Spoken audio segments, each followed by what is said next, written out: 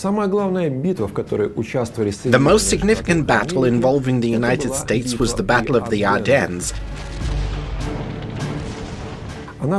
which took place from December 1944 to January 1945. The Ardennes is an area in the southwest of modern-day Belgium. On the Eastern Front, the defining battle was the Battle of Stalingrad, which raged from approximately September 1942 to January 1943. The losses suffered by the Nazis in the Battle of the Ardennes were around 125,000, while in the Battle of Stalingrad they were a tremendous 1.5 million soldiers. The numbers are simply worlds apart, as are the losses in equipment.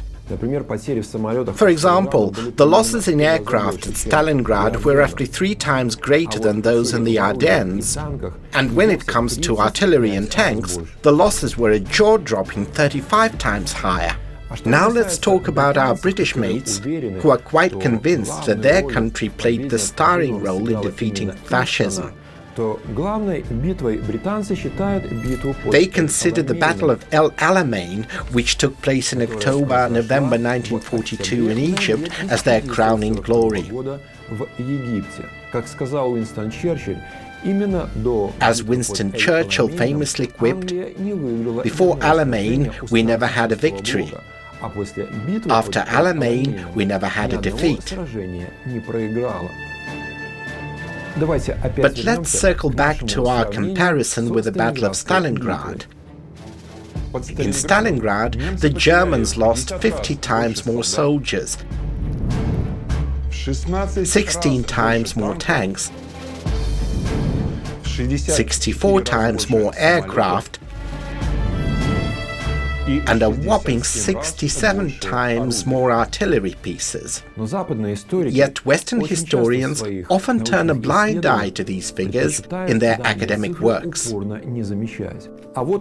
Take, for example, what former Wehrmacht General Kurt von Topperskich wrote in his book History of World War II.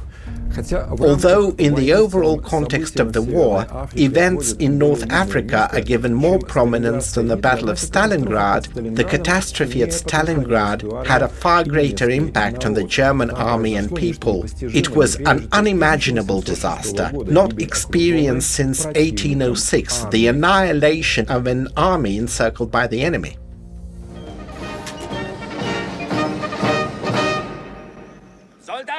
Soldiers, the special forces proved themselves true heroes in the fierce but glorious battles of El Alamein.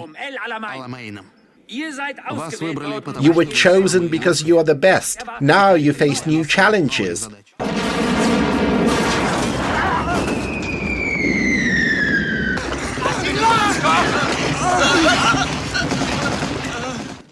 There are only 62 of us left.